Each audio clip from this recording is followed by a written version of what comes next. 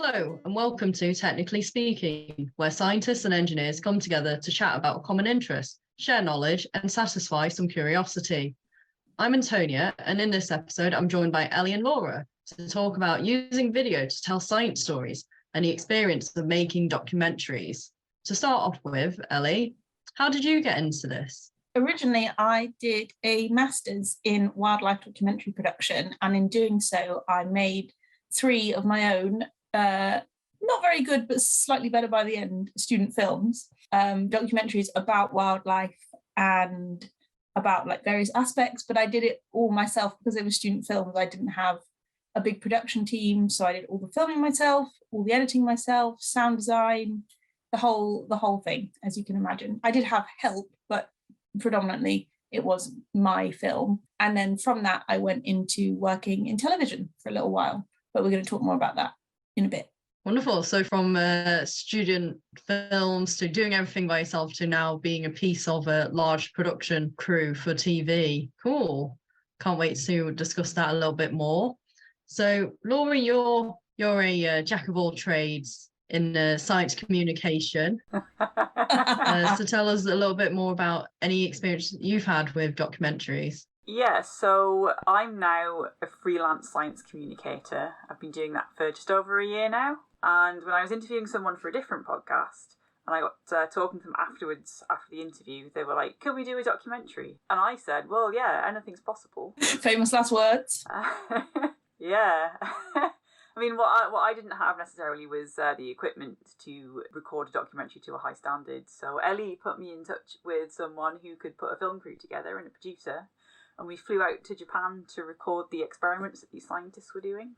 And I think one of the things that really interests me in documentaries is that I really like learning. I like sharing knowledge and finding out new things, which is kind of why my whole career is I've just sort of bounced around from different science disciplines, which is kind of what led me into freelancing, which I really enjoy because I get to learn things from other people.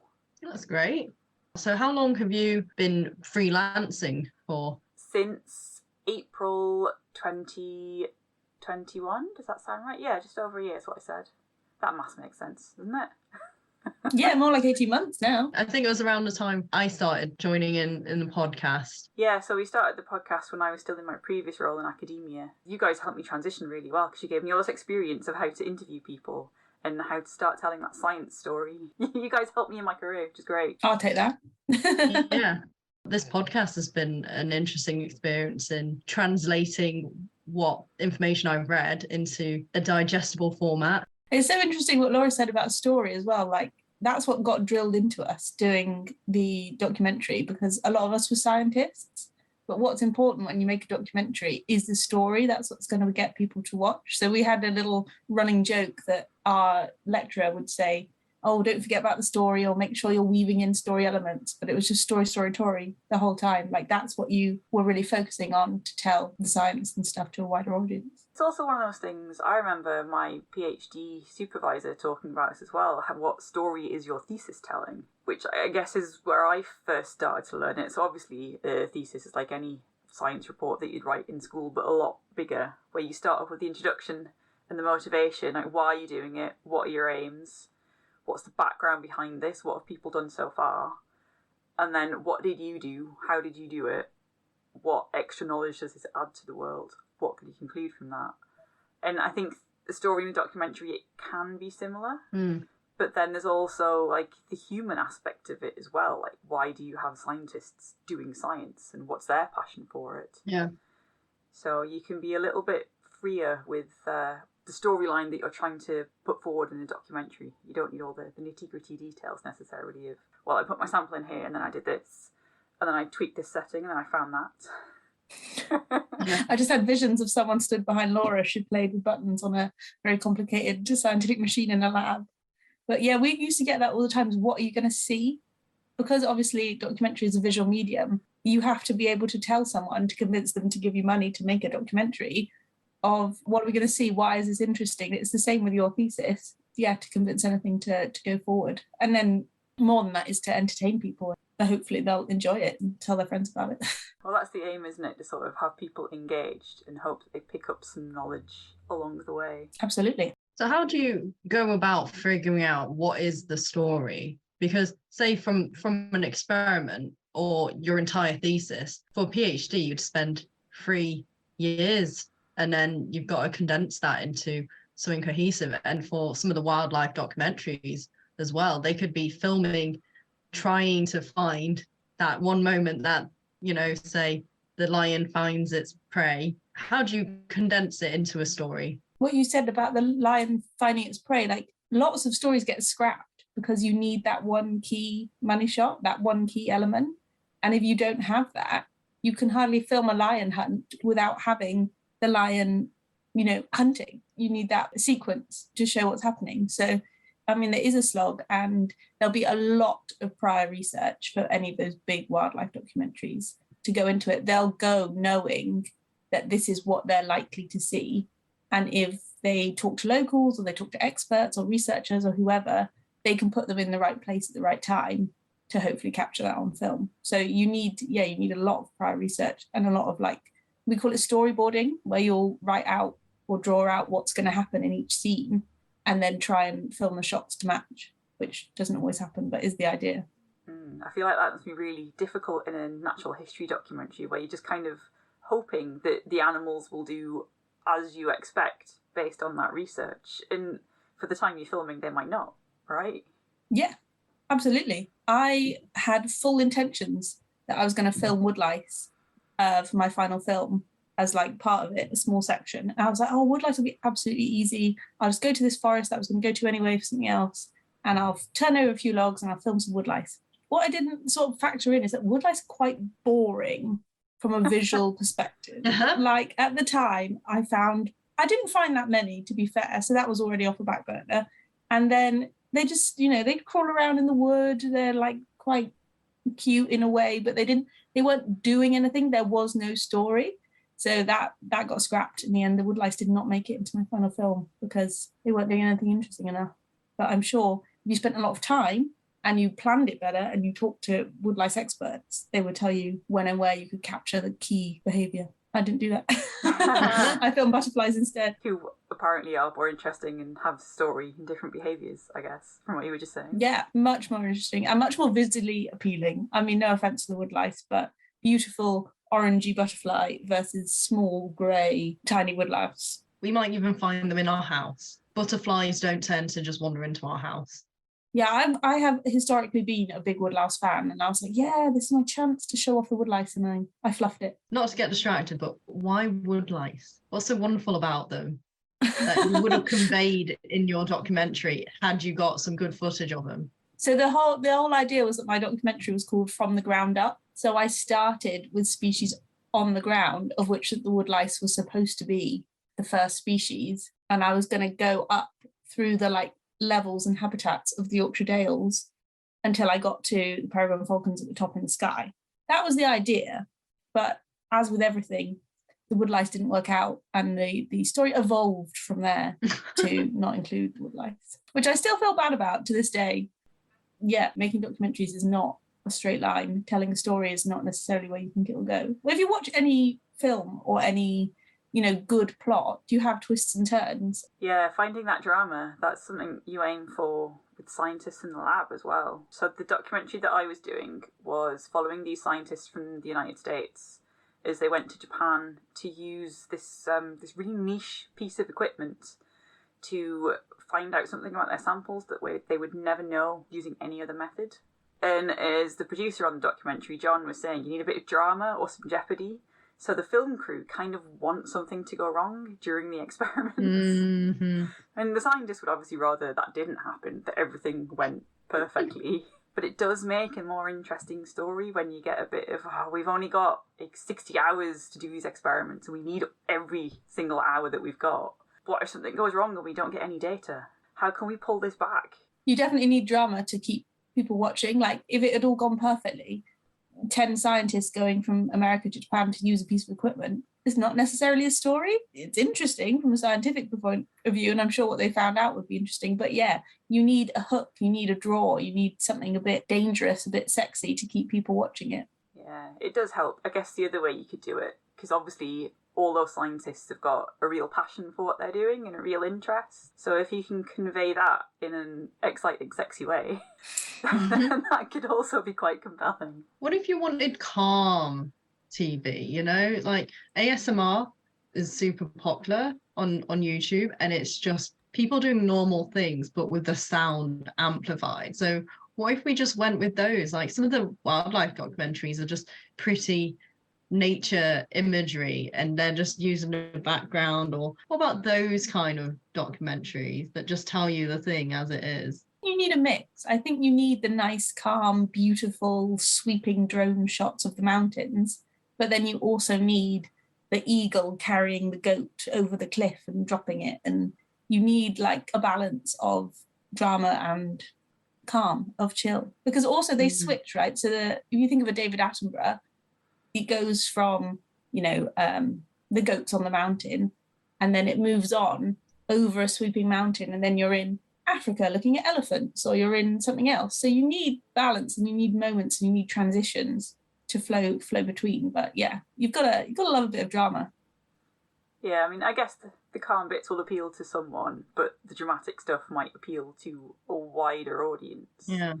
And yeah, you're right in that you find the beats. Yeah, exactly. So you've got, there's the slow bits that kind of let people take a breath, gives the documentary a chance to breathe. Again, as the producer was saying, I'm making it sound like I'm the expert, and I just learned a lot from the crew that I was with. But the beats is absolutely right. So when I did Secret Life of the Zoo, we had beat sheets, general beat sheets, where we would write all the information, and it would be 4 beats of the story, or 5, depending. But like the first beat is, Tommy and Timmy live in a tank. That's beat 1. They're brothers. They've been together forever. And then beat 2 is, oh no, something's gone wrong. Beat 3 is, Tommy's going to die. What's going to happen? Timmy's going to be distraught. And then beat 4 is, oh no, they're all fine. He's had the medicine, and it works like that. It's the beats of the story. You're absolutely right. So I want to hear a bit more about Laura's experience with filming scientists, because not gonna lie, it doesn't sound like it would be the most Jeopardy filled drama if everything went well. But how did you work that storyline in then? Something did go wrong right at the start of the experiment, and I was hanging out with the scientists. So they were in a control room, which is next to particle accelerator. For simplicity, we'll call it the particle accelerator, because I like talking about those. The scientists were sitting at the control room, and I'm sort of just chilling out, seeing what's happening. I've never been there before. Wanted to see what it was like. And they're like, we can't deliver a sample to where the photons exit from the particle accelerator and should scatter through our sample. We can't get any data in that case. We need to fix this. So I'm messaging the film crew, it's about midnight, by the way, saying, things are going wrong. Come film. And then there had to be sort of, a calming down overnight, because no other staff are around to help out necessarily. What's going to happen? And then, is it fixed? How's it being fixed? Does that mean we can proceed with this experiment? So do we have to change something? So the jeopardy was there from the start. And it was also COVID times. There's a chance that someone could have caught COVID on the journey out. So that could have been a drama point as well. But you never really know until you get out there and you're filming it. You can storyboard it all you want, and you can hope that certain things will happen. But then when you get there, I guess there's a balance between telling it honestly, and then if nothing dramatic has happened, maybe creating that drama somehow. Which I'm not too sure how we would have done it if something hadn't actually gone wrong. But there you go. Maybe in a future documentary that will happen, and I could report back. I look forward to watching that. It's like you said, when we did different episodes, I was filming an episode about a chameleon. It was going quite well, and it was ticking along. And then the zookeeper said to me, oh, by the way, I'm going to put these lizards in the bottom of the chameleon. I mean, huge enclosure. But don't worry about it. All they're going to do is run around the bottom. They won't interfere with anything. They're quite quiet species. They'll probably just hide. So I was like, fine, yeah, whatever. Obviously, that's what you've got to do. And of course, these blooming quiet ground-dwelling lizards decided that they wanted to crawl up the trees, leap off the branches, you know, get in the way of the chameleon in just about every single sense of the word.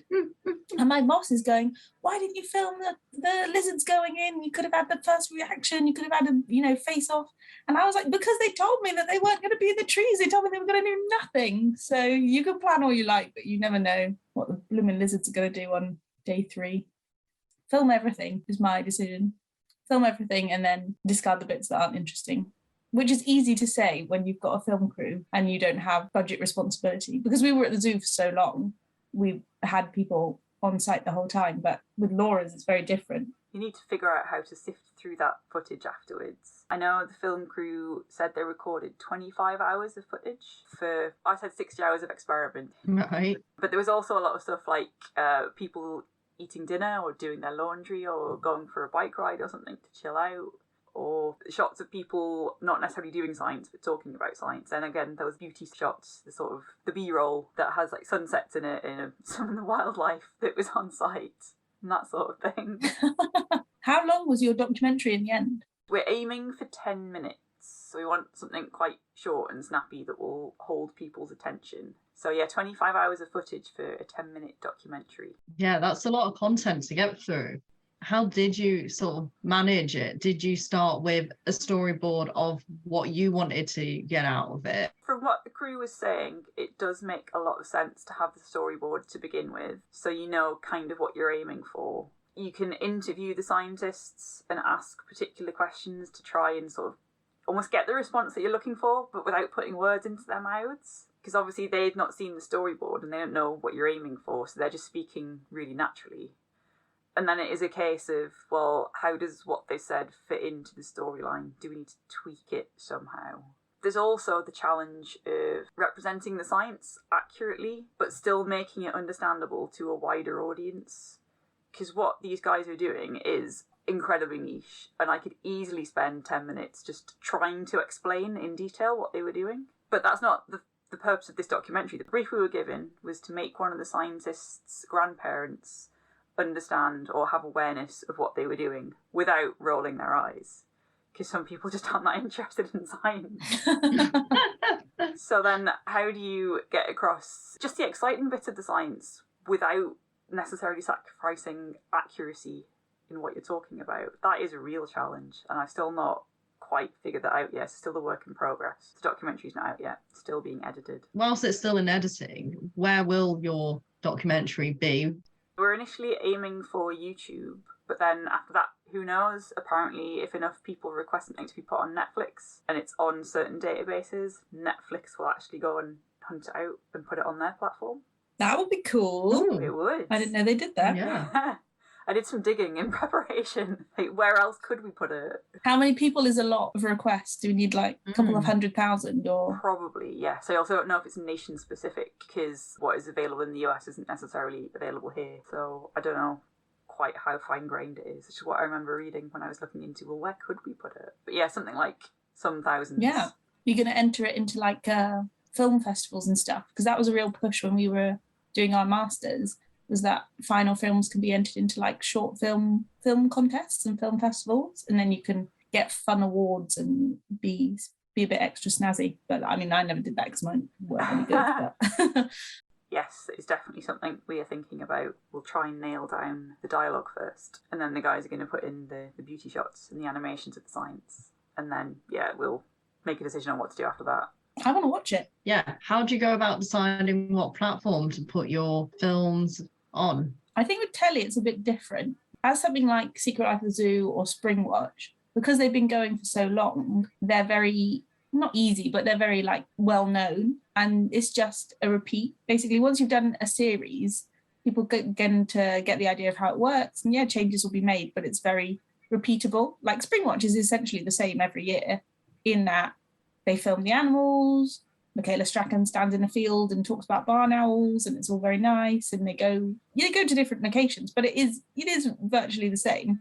Whereas something like Laura's is much more, it's a one-off necessarily. It's a niche product. It's for a different audience as well, Like Springwatch is on BBC prime time, probably has a few million people watch it every night. But also now in the digital age as well, like we didn't have Netflix and stuff when Springwatch was first thought up 14, 15, 16 years ago.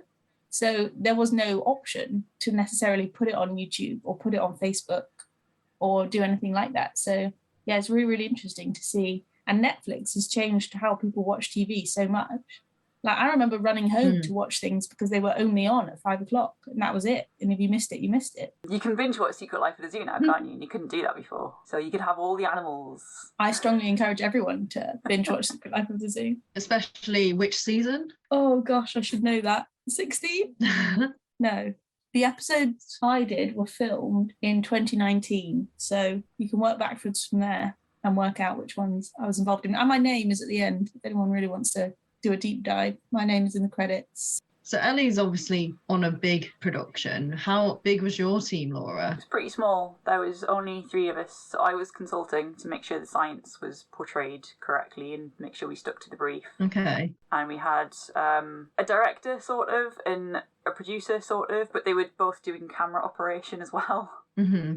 The producer was the person that came up with the storyline that we kind of tweaked a little bit to get the science in there. Okay. So there's only really 3 of us, and now we're back in the UK going through edit, so we've got an editor as well. So 4 in total.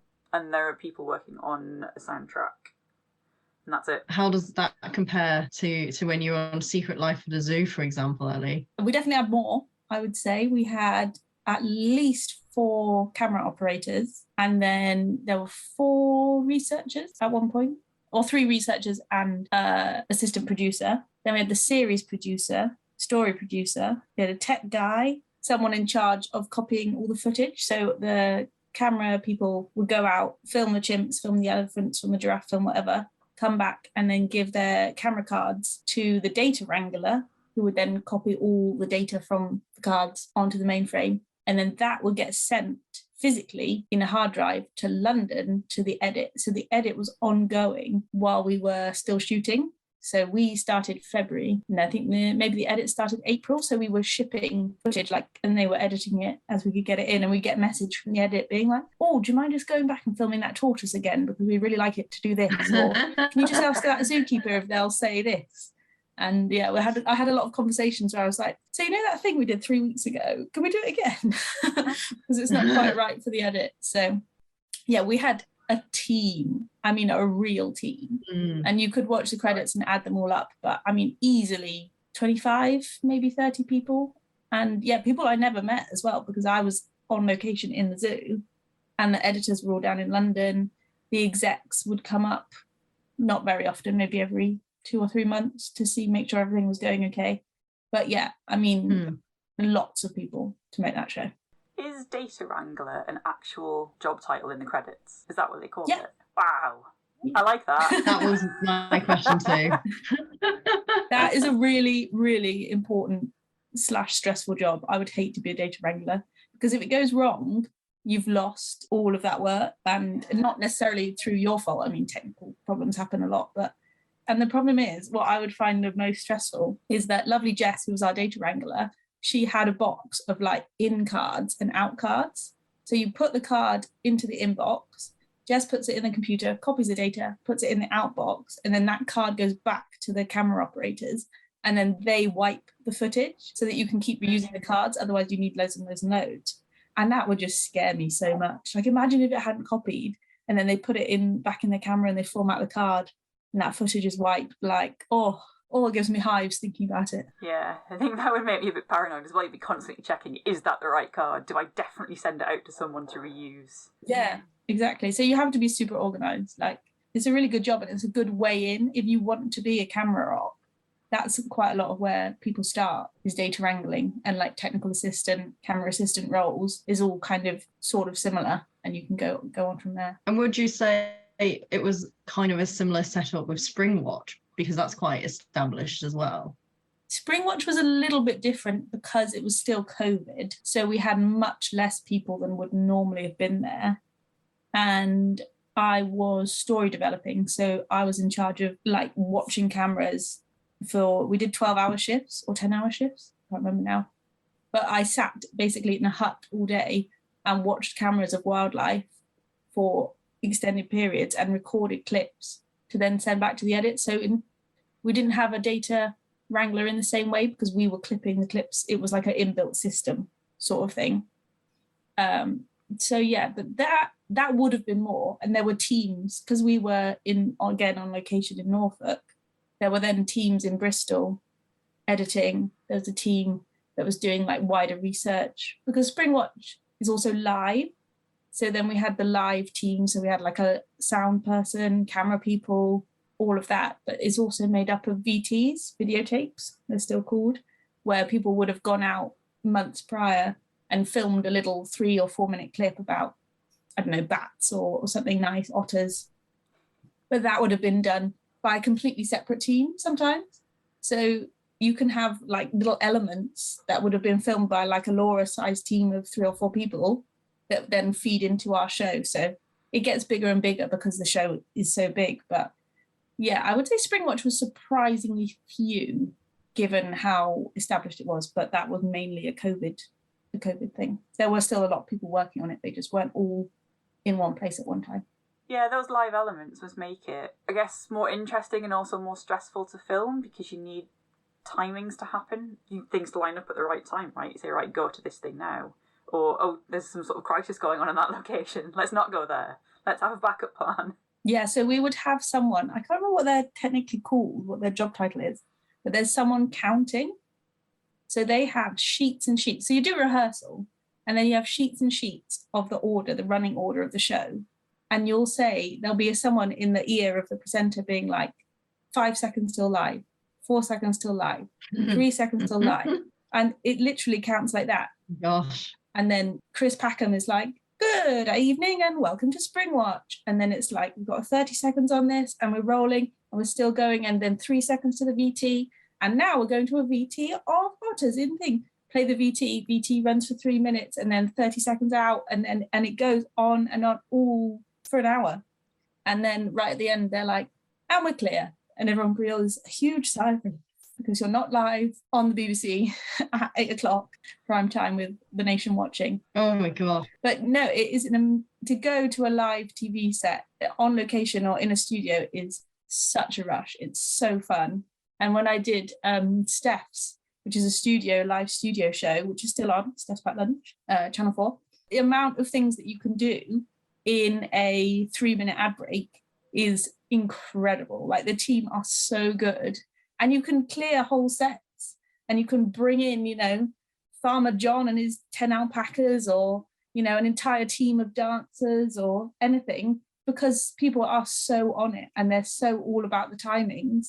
And you only have 3 minutes to get everyone on before you're back live on air. So yeah, it's really fun. If you like being in a fast-paced environment, live TV is the place for you. It's so stressful as well. The amount of running I did on that show was ridiculous. You'd be super fit though. Oh yeah, 10,000 steps a day, easy. Oh, I can sense a career change coming on for me now. I'm going to transition into doing live TV behind the scenes. It's so good. I mean, that show is a lot of people as well, because you have all the crew doing the cameras, and then you have what's called a gallery. So you'll see there'll be like maybe 4, 5, 6 people in the gallery watching the show as it goes out, and the director will be in the gallery being like, okay, cut to camera 3, cut to this, and close up on this guy and this. So it's all this sort of back chatter that you would never hear when you're watching the show, but people are doing it all the time. And then of course there's like a props team and a set team and an art department and all of that to make a studio show is quite different to a wildlife show. But it's the same principle in that there's a lot of people, a lot of moving parts to make it off the ground.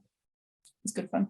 Yeah, I feel like we need to combine this with some way of doing science documentaries. So you've got, I don't know, like sort of scientists in different parts of the world trying to do the same experiment at the same time and like racing each other to get to the result first, while someone in the studio is commentating on it. Almost like the Olympics of a science experiment, whichever one finishes first or gets the best result. Is that your vision for it? Oh, I have no idea. I mean, how do you define the best result? It depends on what you're looking for, right? It could be like the most accurate structure of this crystal ever, or it could be, I don't know, finding the least harmful way to cure a particular cancer falling back on one of our previous episodes. I don't know what it could be.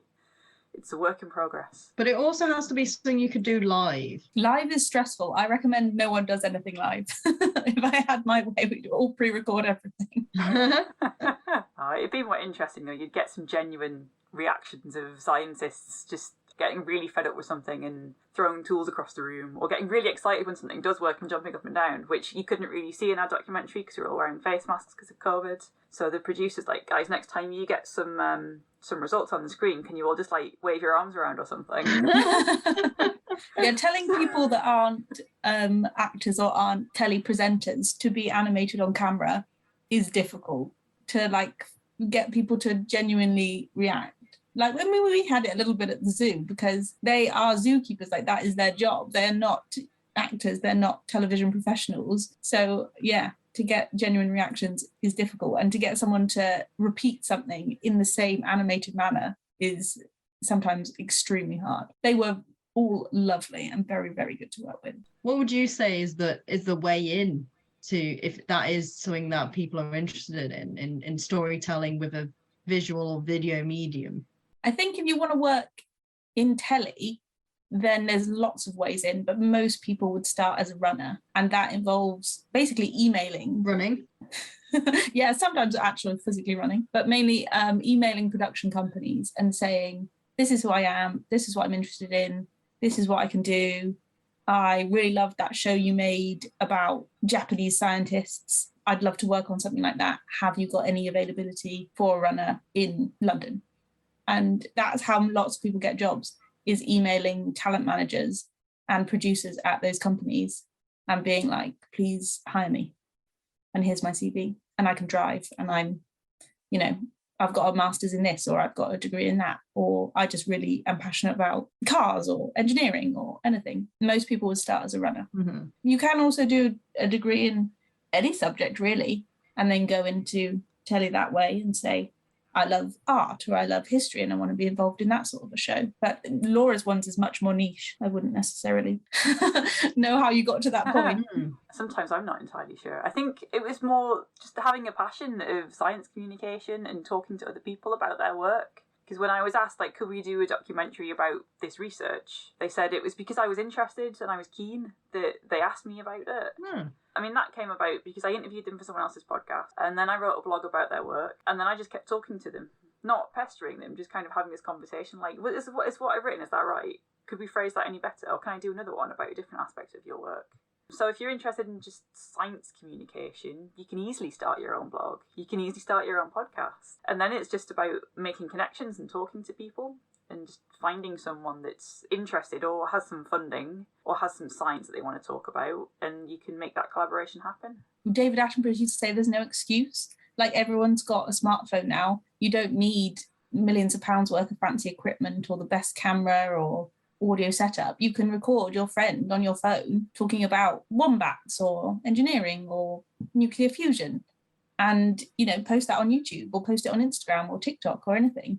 It can be very quick and straightforward. It doesn't have to be a big BBC production or even a 10-minute documentary. It can be a 30-second TikTok is still valid science communication. Yeah, and there are thousands and thousands of videos out there on YouTube and TikTok and wherever else of people doing something similar. So you can pick, like, which one of those do I like and which bits of it would I want to do something similar as in my own style of communication.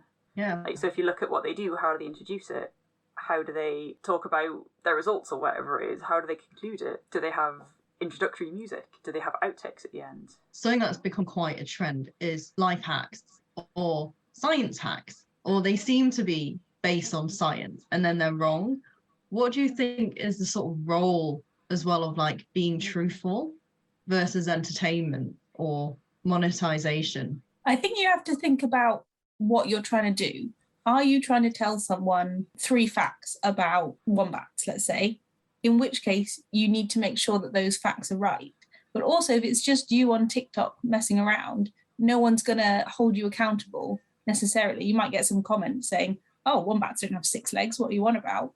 But nothing necessarily bad is going to happen apart from some comments about what you're saying. But if you're doing it on a huge scale, like the BBC or Laura's documentary, you want to make that right because it's your credibility, it's your reputation or the reputation of the company that's on the line. So yeah, obviously companies have a sort of desire to protect themselves, but if you're showing something to millions of people, chances are at least one of those people is going to be like, that's not right.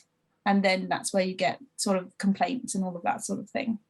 But yeah, there is a lot of misinformation out there. There's a lot of fake science, is not really the right word, but you know what I mean, in that you can say anything online and it's up to you what you believe. Yeah, and I would say anything you see, hear, or read on the internet, you should question, does that seem correct? How can I fact check that? So if you watch one TikTok video talking about wombats, then you look up, what do wombats do?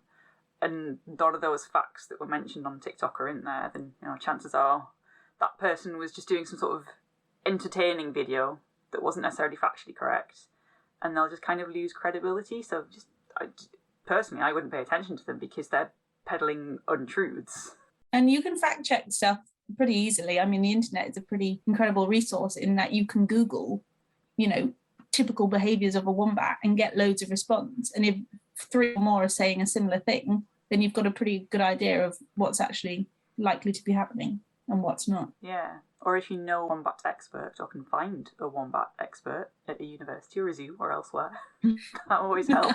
I really hope there are wombat experts out there just waiting to be asked, just hoping to stop the spread of wombat disinformation. Yeah, because anyone, if they love their research and they love their wombats, they'll want to talk about their wombats. Absolutely. So I think that's a good place to leave it. We've covered a lot of what it takes to make a documentary, how you got into it, and also how else you might suggest others to follow a similar path. If you like this conversation or any of the other ones, come find us on social media. It'd be great to hear your experience or views on what we've discussed, and also have a listen to our other episodes. So this is the last episode for 2022. Really happy to end the year on the note that we've reached 5,000 downloads. Woohoo! Thank you all for sharing it with your friends, family, students, teachers, and we'll hope to have a great 2023. We've got lots planned, and I hope you have a good rest of your year. Thank you. Bye. Bye. The views expressed in this podcast belong entirely to the person that said them. They do not represent any industry or organisation. If you enjoyed listening to these views, it would really help us out if you could rate us, leave a review and tell a friend. This podcast was sponsored by no one, but if you're interested in funding us to continue to have frank discussions about science and engineering, please get in touch.